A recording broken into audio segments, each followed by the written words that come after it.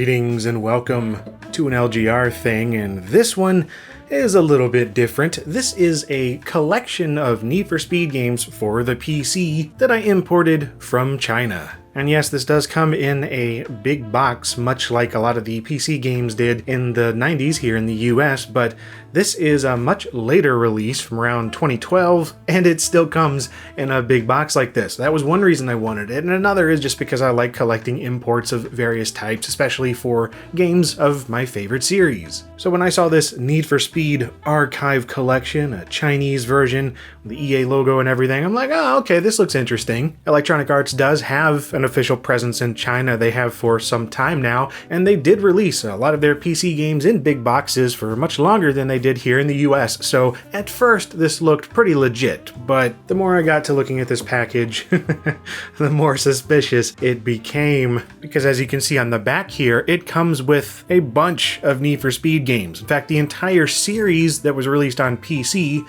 from the mid-90s, 1995-96, with the first Need for Speed, all the way up to Need for Speed Most Wanted, the remake of sorts by Criterion. And while that was a bit of a stretch that EA would do this kind of release in China, I don't know, I thought it wasn't the most unbelievable thing ever, but then you look at the rest of the box and it just sort of all comes together. Beyond the generic marketing blurbs here saying, ooh, racing games are cool and it's gonna be doing fast, speedy Need for Speed car things with cool music and stuff. The biggest giveaway though was the rest of this, which typically doesn't look exactly like this on the official EA releases from China. Usually the system requirements area is a little more professional looking than this. And then the biggest thing that was a dead giveaway was this UPC right here. Now that is a legit code, but it appears that it's actually been lifted from the official release of Need for Speed Carbon in China. So that does not actually tie into this individual release.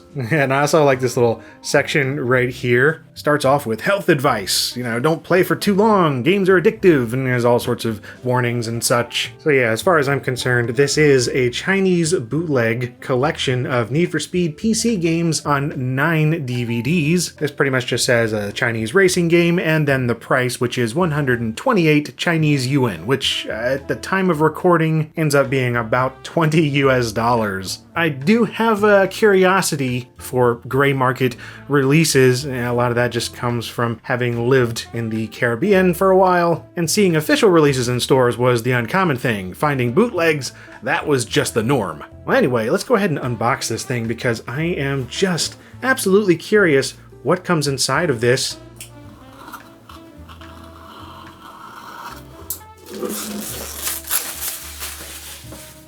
Alright, I gotta say, this box is constructed very nicely. I mean, it feels as official as any early 2000s big box release we would have gotten here.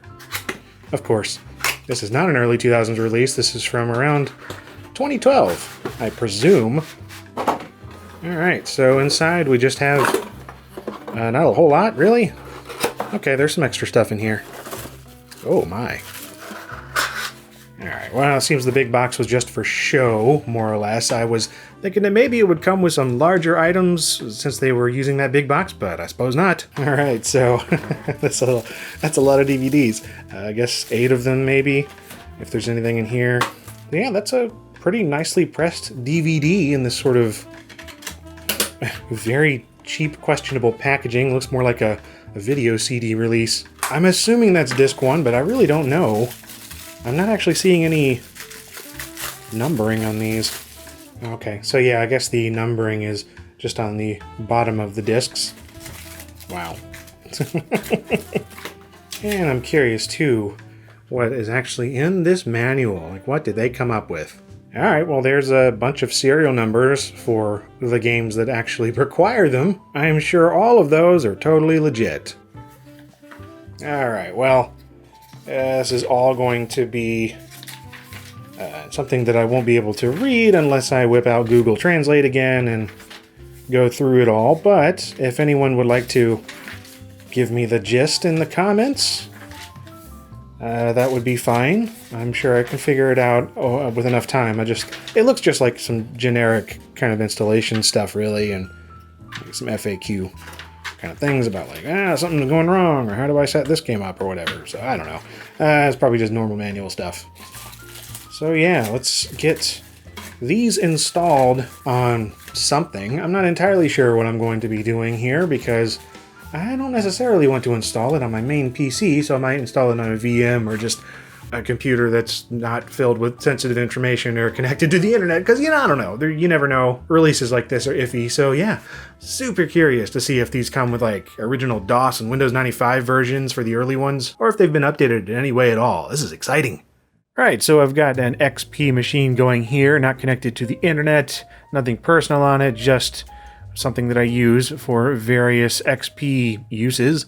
And then we have the autoplay here, which is what you get when you put in the DVD. This is the first DVD, and it has 8 Need for Speed games that we can choose from here. So Need for Speed 1, 2, 3, 4, all the way up through, looks like Underground, and then it sort of skips over Underground 2 and Most Wanted, and then goes straight to Carbon. So it is split up, probably depending on the different sizes of the games. And then down here we have the README file, and check this out. You can see some references here to DT Lite and Daemon Tools, or Demon Tools, if you will, which is for doing virtual disks and getting past copy protection and all sorts of things that we may have to do, or at least it probably will expect us to do if we were to run certain games. Perhaps, I don't know, I haven't installed them yet. Anyway, I'm not going to do that. I just want to go ahead and look through the DVD and see what we get here, because, well, there's a lot of things in here that I was not expecting to see. Not only are the individual games just sort of spread out like this, but this is not at all what the installations looked like. It looks like they've gone for some completely custom installers for each game and just sort of made their own install shield wizards. And then there's a few random folders just sort of sticking out for no reason. Like, these appear to be the files from Need for Speed 2 SE. I don't know why those are hanging out over here and they're not in the Need for Speed 2. Like, I don't know how they're doing this exactly, but it's just kind of interesting. Let's see what we got here in terms of the first Need for Speed, whether or not it's the Windows version or DOS, or, well, there's one question I wanted to have answered. Is it the special edition or not? And it appears to be, again with this custom installer that they put together. And they even included an EA EULA. That's what's so mysterious about these things. Who knows where it came from, what we're actually going to get. There's a lot of familiar files it was installing there, and it looks like it put them to Electronic Arts Need for Speed 1. It's running DOSBox. What? Sure, why not? I wonder what kind of settings they went with. It looks pretty standard. Yeah, it looks like they barely changed anything here. Well, let's just try it out. I can't. Well, like, what was the shortcut pointing to? It's got the Need for Speed 2 icon for one thing. Play nfs.bat. All right.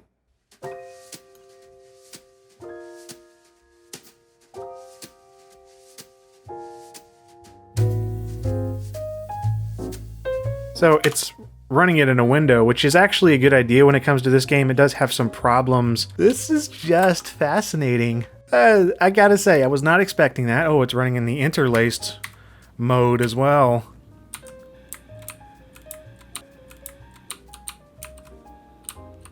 Some of the controls are different. What have they done to this? They changed handbrake to Q and horn to E. Why? Also, that's the horn for the Viper on this Acura NSX, and yeah, that engine's not right either. So this is definitely some sort of strangely ripped version of the game, because it does not have... Oh. Not only that, but I don't know if you noticed, the music is just playing the same thing over and over and over.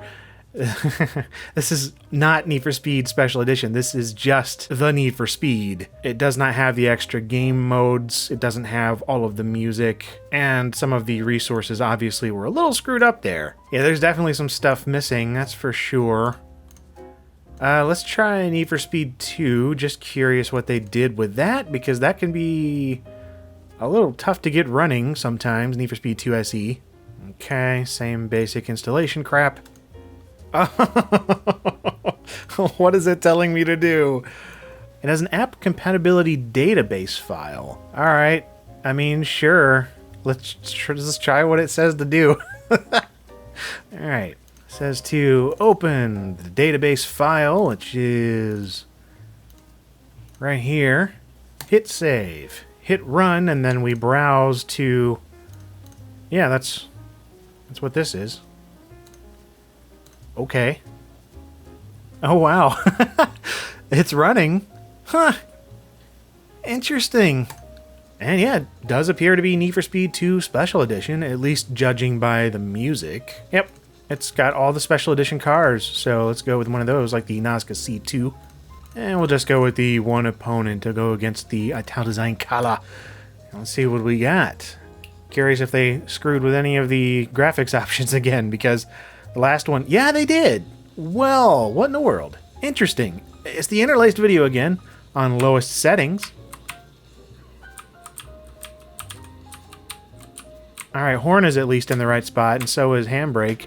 But yeah, the smaller window, low settings interlaced. This seems to be that they've configured these games for, like, the lowest possible settings right out of the box, which is fascinating. It's not like a totally virgin install or anything like that. It's configured for you. Okay, so the last one that I'm going to try is Need for Speed 3, because again, that's a pretty infamously annoying one to get running. I mean, not necessarily on XP, but still, I'm curious what they did with it. Interesting that they chose the alternate box art here, like from the back of the box, instead of the yellow Lamborghini Diablo. What's with all the V-Basic distributions? PhysX? What the heck kind of version of Need for Speed 3 is this? This is all stuff from the mid-2000s. I really don't know where they're going with this. Okay, it's installed whatever it needed to, and it didn't even ask me to restart, so I don't know what is going on here. I mean, this looks all pretty standard. Yeah, whatever, let's just try it. I'm not gonna friggin' let that connect to anything. Okay, intro video there. Menu right here, and okay. Right, so it's not asking me for a name, so I'm assuming this is already configured once again. There's some replays. Is the last person that played? What do they do? How bizarre. Yeah, it looks like it's defaulting to the lowest settings once again, but they just left all of their files on here. Yeah, Player 1. That's a great name they came up with. Let's see what the options have. Audio mode, bad text index 0. That was a classic audio mode. This all looks pretty much the same. It's just, once again, graphics on the lowest setting by default. Yeah, we'll just go with the Aston Martin DB7, because I don't race with that car very often in this game. Hometown is good. Seems they left the weather on. Sure, why not? Good stuff. Need for Speed 3, lowest settings. I mean, I'm surprised that all of these work right out of the box. I was expecting less somehow, but it seems like they have configured these to just work. I have not really configured this to do games like this at all, and it seems to be okay. Can we crank everything up just because we can? Well, can't turn everything on because the game's already running, but yeah, I mean, check it out. Like, I've run these games on original hardware and had way more problems than I'm having here. Like, really, this is a convenient way to have all the Need for Speed games in one package. Shame it's unofficial. Like, this puts actual EA releases that I have of these Need for Speed games to shame. Like some of the later compilations where they just stuck all the original discs in a box and called it a day.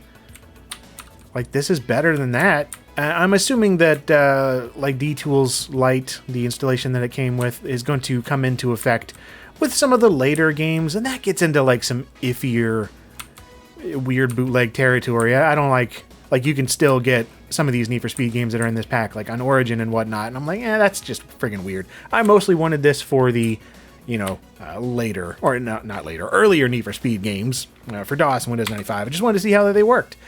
And if they worked at all, and turns out they do. They work really well. So yeah, consider me absolutely shocked that this unofficial package of games, Need for Speed games, works so darn well. Can't say I recommend looking for it, going out and buying it necessarily, but hey, at least now you know, and my curiosity is pretty satiated, just wondering if these things were worth a crap. Turns out they are. Yeah, thanks for watching. this has been quite a different video. Can't say I expect to do many more episodes on bootleg PC game compilations, but who knows? I mean, I run across these things every so often. But whatever, I hope that you enjoyed this video exploring this stuff. And if you did, why not check out some of my others? I've got plenty more on the channel with new things coming at you every Monday and Friday here on LGR. And as always, thank you very much for watching. And don't bootleg games, it's bad, okay?